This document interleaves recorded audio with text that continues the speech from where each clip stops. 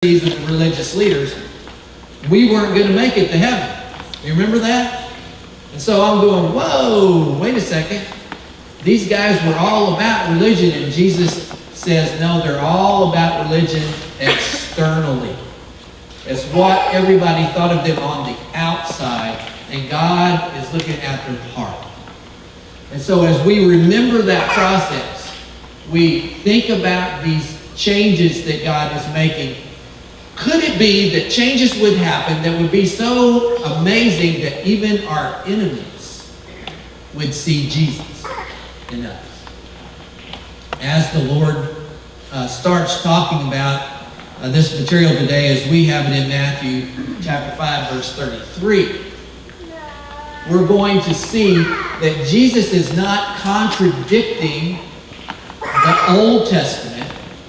However, he is contradicting what the religious leaders of his day have done to distort the Old Testament message. You see, even in the Old Testament, people were saved by God's grace through faith. The works that they did, again, were supposed to flow from the fact that they entrusted their lives to God.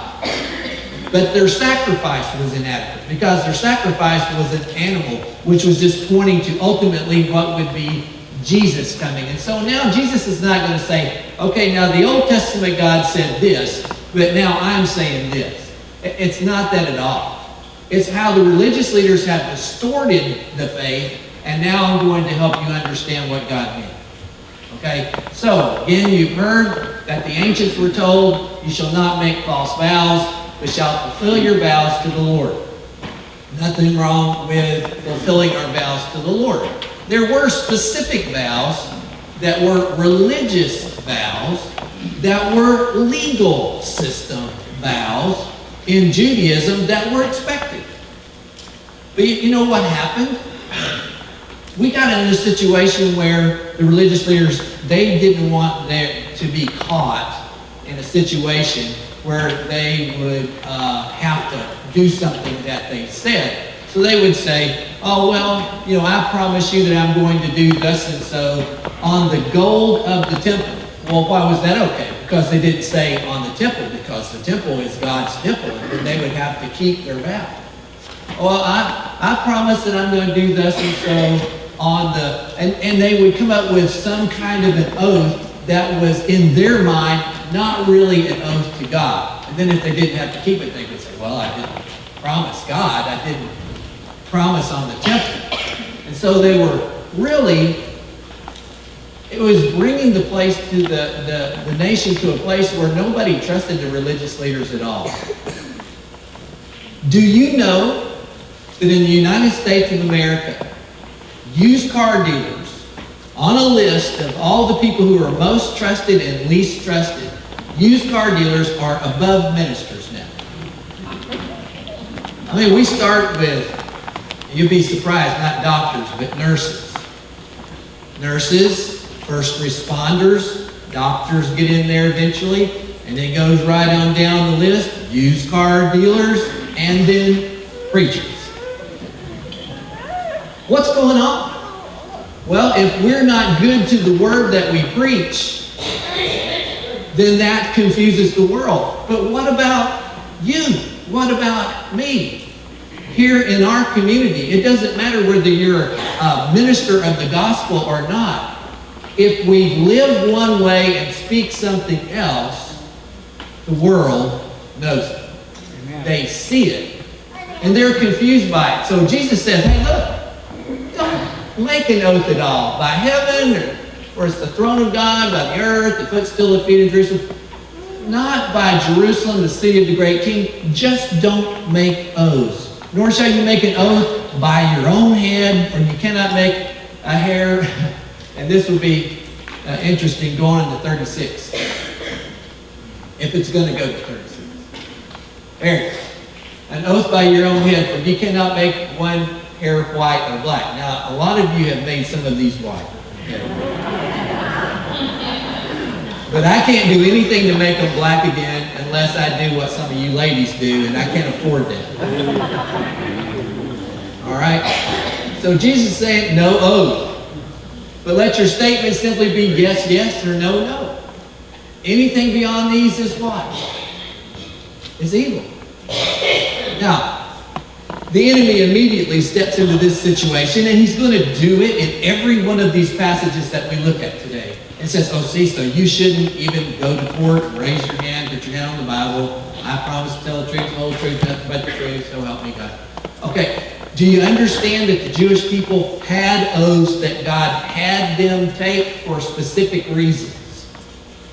Those had a purpose in the law. When we do that, we're acknowledging in a courthouse there is an authority above this judge. There is an authority above me. There is an authority above my government. And so when I say I'm going to tell the truth, I'm acknowledging that I'm not doing that for the president or the vice president. I'm not doing it for the governor. I'm doing it because of my holy God. So understand that now we're talking about putting into practice this righteousness that we have been given. It has been imputed. It has been put to our account and put upon us by Jesus himself. Now, I hope that you don't feel the same way about that word, practice, as when you go to the doctor for the third time and he still can't figure out what's wrong with you, and he says, well, look, I'm just practicing medicine. Right? Like, well, why don't you get this down? Quit practicing it. Let's get on with it. Sometimes we think, hey, you know, this is for preachers or somebody to do, and this is not for me to be able to do on my own. The fact of the matter is, you're not supposed to do it on your own. Amen? You're not. How is the life of Christ going to be seen in my life and in yours? By us working it up from our bootstraps, pulling ourselves up? Absolutely not. It's going to be when we start a day, focus on the Lord, head out there, trying to stay attentive to the presence of the Spirit of God in our lives, doing, saying, being the kind of person He has for us to do, and knowing that when we face difficulties, He is able to do through us what we cannot do ourselves. It's a matter of practicing sensitivity and obedience to God. Look at verse 38. You've heard that it was said, an eye for an eye and a tooth for a tooth. Is that true? Is that Old Testament? Absolutely. Now let's talk about the devil's distortion. Remember I said there was going to be one every time. Here's the devil's distortion. Okay? God says, I'm going to put something in here to keep wealthy and powerful people from retaliating against people who don't have that kind of wealth and power in a way that is beyond what they have done. They have done something, and I'm going to make them pay, and I'm going to hurt them worse than they hurt me. God says no. For the sake of those who don't have power, who don't have the same kind of resources, here's the thing. You may not bring about anything that is worse than what they have done. You say just an eye for an eye? Yeah. But it could have been, you caused pain to my eye and now I'm going to kill you, and they would have had the power to do it. See, that was the message even to kings. For us to understand then that if we have power within our family, within our home, within our marriage to hurt each other, the point that Jesus is making here is, yeah, get revenge. No, it's not. The point is to come to the place where we understand that that kind of mentality is not in keeping with who God is, with who Jesus is. Retaliation is not ours. And so I say to you, do not resist an evil person, but whoever slaps you on your right cheek, turn the other to him also. Now, we don't like that passage. Anybody here likes that passage? And I need to counsel with you soon. Okay? What's being said here, the devil also distorts. See, the distortion is that means that I should let everybody run over me for any reason. And yet you see Jesus in the temple with a scourge, knocking over the money changer tables, running out the animals. It doesn't say he hit people with it, but he ran out the animals and that sort of thing. Does this sound like somebody who let people just run over him for any reason? There was a point at which, yes, Jesus took all of the abuse that was a part of his going to the cross to pay the price for our sin. But then on the other hand, when they're about to go out to the garden to pray, Jesus says to the disciples, anybody got a sword? Yes, Lord, we have a sword. He said, that's enough. And so don't get confused with the idea that what these verses are saying is that Christians are supposed to be just, whatever you want to do to me, you go ahead and do it. But when it comes to persecution, when it comes to dealing with people who are coming after you because of your faith in Christ, and they demean you. Now, y'all remember that you've heard we preached through Matthew before. That probably the most familiar symbol of that was when Iraq fell. You remember that, Mark? And they went out to Saddam's statue and they pushed it over, and then what did they do?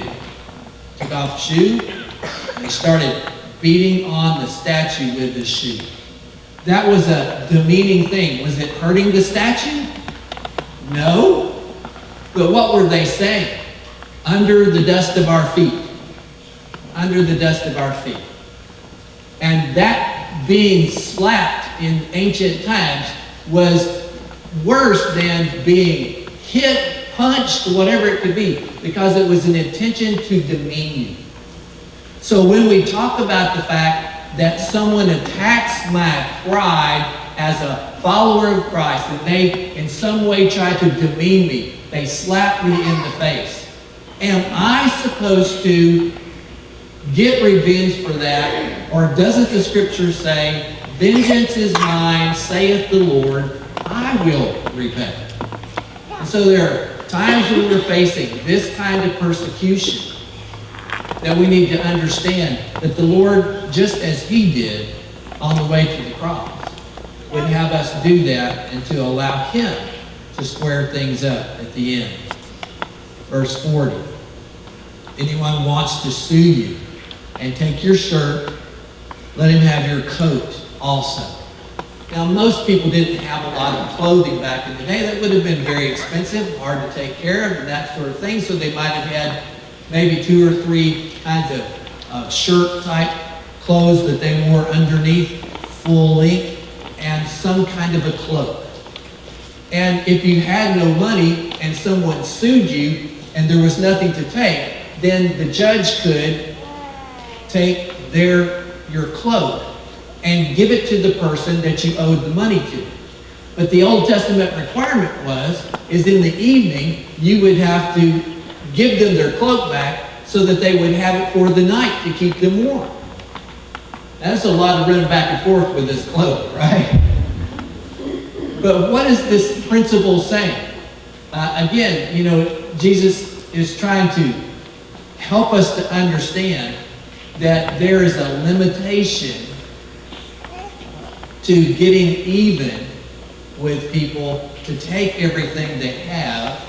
But if you're sued and there's a deserved suit there and you owe something and they take what would just be your shirt, you're saying that rather than to defend my pride, I'm going to try to bring an outcome in this situation where I show that I'm not depending on you or that coat. And this is not a hostile thing, but I understand that what I've done is wrong, and I am going to depend on God to help me get through.